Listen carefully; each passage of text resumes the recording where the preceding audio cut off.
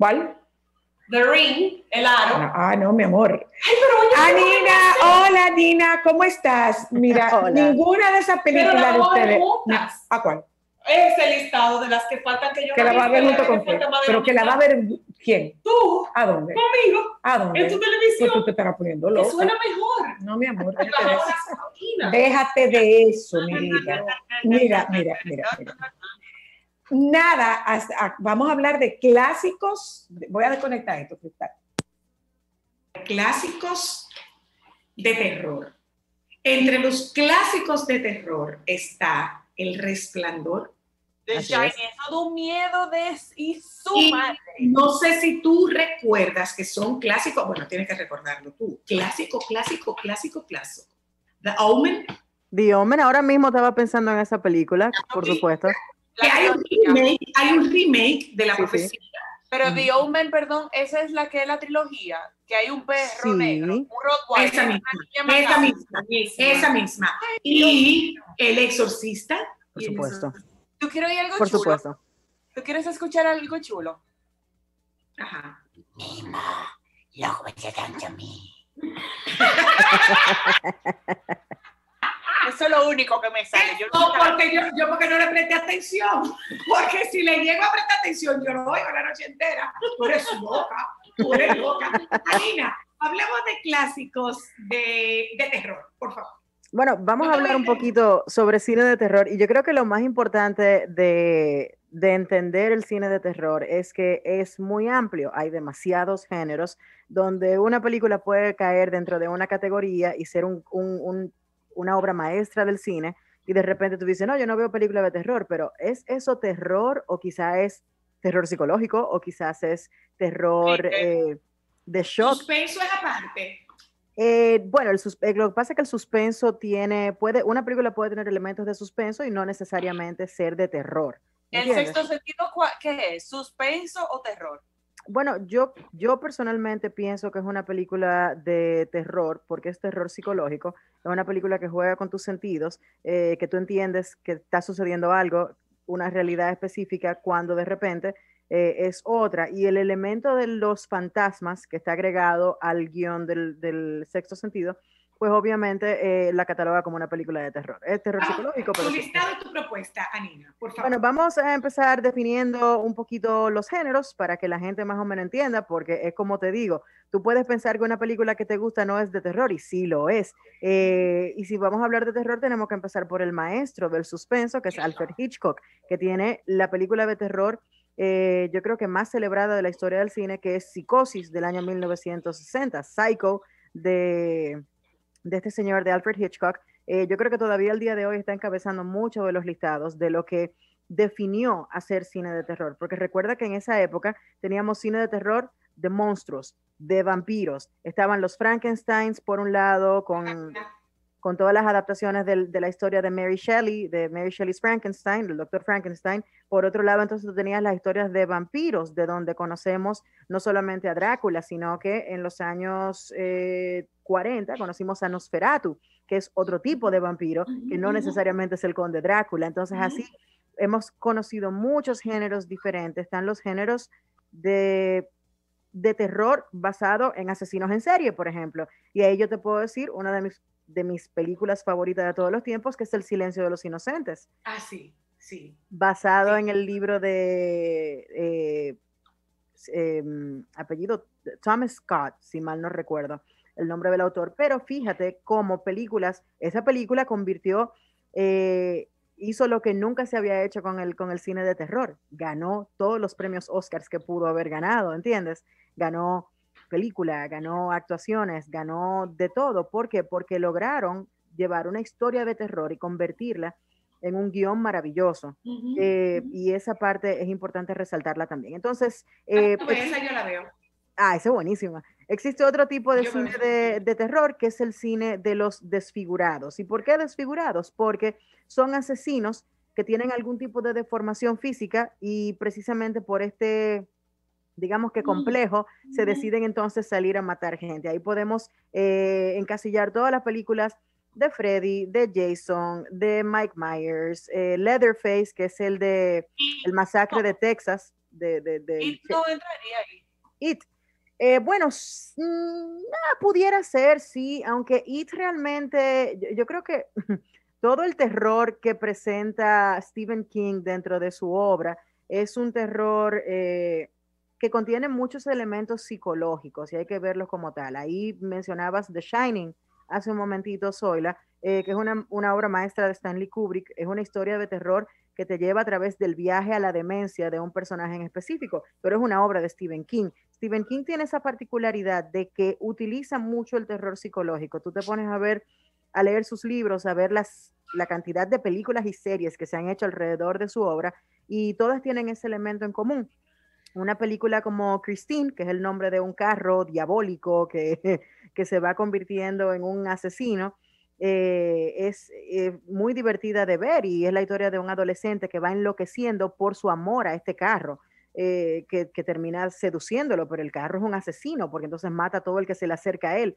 Y tú tienes otro clásico, otra obra maestra como Misery, que tiene una película espeluznante. La película asusta a cualquiera de cómo una fanática de un autor se obsesiona con él y vemos como ella entonces toma a James Caan como el personaje de James Caan como rehén en su casa y lo somete a todo tipo de torturas y de cosas horribles. Es una película de terror, pero es más un terror psicológico donde no necesariamente muestra muchas cosas feas. Anina, The Ring, ¿cómo es que se llama esta película? Que era un clásico de una casa que está embrujada y se apodera de la gente y terminan como asesinando. ¿Cómo que se llama? Bueno, existen varios casos. Está The Amityville Horror Story, que está basada en una historia de la vida real que sucede en el pueblo de Amityville, al norte de Nueva York.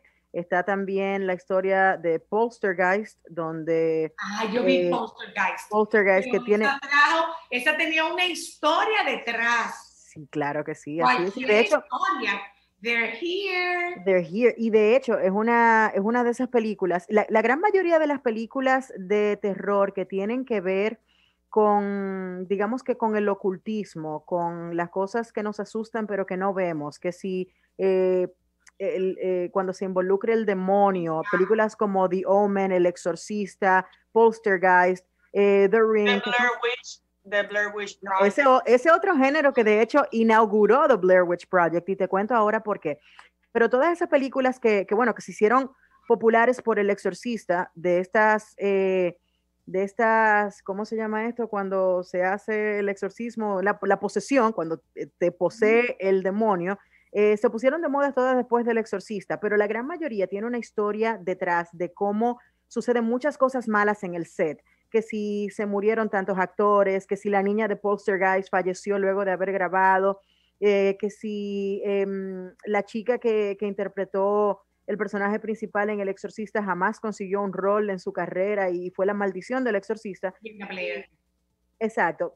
Entonces, en el caso de The Blair Witch Project, que lo mencionabas, Blair Witch fue un fenómeno importantísimo, interesante, porque a finales de los 90 era un género que no existía. El género actualmente se llama found footage, que es cuando encuentran videos o grabaciones donde se escuchan y se ven cosas horribles que suceden. El Blair Witch Project entonces inició esto. Ahí entonces sí se pueden meter películas como Paranormal Activity, Cloverfield, donde básicamente te asustan. The Blair Witch era genial. O sea, era una película que te mantenía, que tú sentías que tú estabas corriendo con ella en el bosque. Hablando de esto? Y de verdad, tú pudieras... La mano que me hace la cuna de I Know What You Did Last Summer. ¿Por qué estamos hablando de eso? Rosemary's Baby, por ejemplo. Nos está faltando un clásico, se me olvidó el nombre, pero que ella va a un prom night. La más consumidora del género. Bueno, pero imagínate, estamos hablando con una gente que Andrea hizo que ella dejara de dormir como por 2 semanas, saqué todos los zapatos y lo puse en cruz alrededor de la cama. Pero ¿cómo que se llama este género? Que es un clásico de una chica que va a un prom y termina cayéndole como una cubeta de sangre. Es Carrie. Pero ustedes vieron la Carrie más reciente, la del 2013. No, la primera. La original del 76. Hay varias remakes de esa misma película. Tiene que buscar la original. La original es importantísima en la historia del cine, porque primero es una adaptación de una historia de Stephen King, que es el maestro del terror, pero fue dirigida por Brian De Palma y fue protagonizada por Sissy Spacek, fue que la protagonizó. Sissy Spacek. Exacto, y detonó esa presentación que tú usas, donde los protagonistas de las historias generalmente son adolescentes, tiene un nombre y se llaman, slasher flicks. Los slasher flicks, donde también caben los Freddys, los Jason, se caracterizan porque... Chucky está ahí. ¿Cuál? Chucky. No, Chucky tiene otro que es de objetos inanimados que cobran vida y matan, como la muñeca Annabelle, como Chucky, como... Había una película que me daba mucho miedo cuando yo era chiquita. Gremlin, no. Los Gremlin no, porque eso eran criaturitas. Esos son de monstruos. Eso es cine de monstruos. Ese va en la misma categoría que Frankenstein.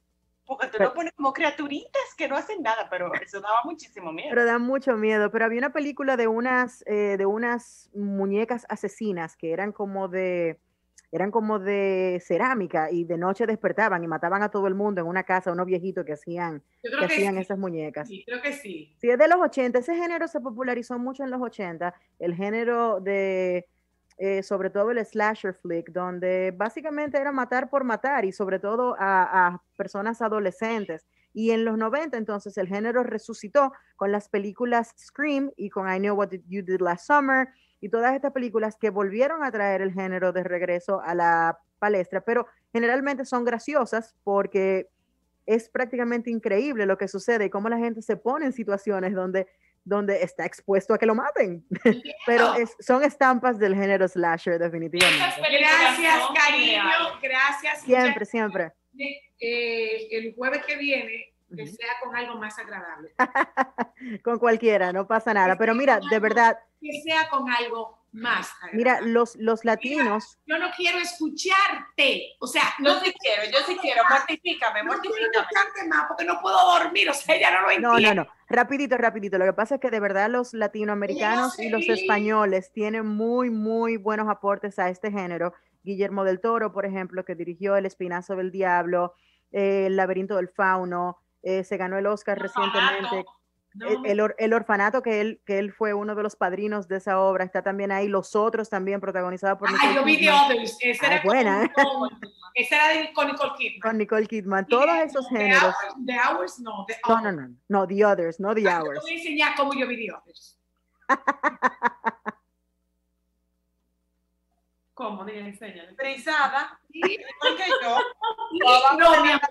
Y cuando veía me tapaba los oídos. Porque la música tiene un componente muy importante. Muy importante. Entonces yo no solo me tapaba los oídos porque me podía entrar el sonido, evidentemente. Ahora, cuando tú te haces así, tú interrumpes el sonido. Así yo vi de otros. Y eso te truquea un poquito la experiencia. Mira, ya para terminar, clásicos modernos. Pueden buscar Get Out y Us de Jordan Peele, que son dos nuevas adiciones a lo mejor del cine de terror, sin necesariamente tener sangre y tripas y cosas. Ese otro género que se llama gore. Son películas gory, que tienen mucha sangre. Las de Tarantino pudieran considerarse gore, pero no son de terror. O sea que por ahí va la sangre. Un abrazo, cariño. Muchísimas gracias. Que tengas un buen fin de semana. A tu vez, así, el jueves que viene hablamos de romance. Excelente, sí, excelente. Vamos mejor. Nos vamos un momento a publicidad, regresamos de publicidad y nos toca hablar de especialidades en enfermería y también tenemos pendiente una conversación íntima y cercana con la madre de una generación completa de grandes comunicadoras de nuestro país. Doña Milady de Cabral está con nosotras esta tarde en Solo para Mujeres. Ya volvemos. Solo para mujeres.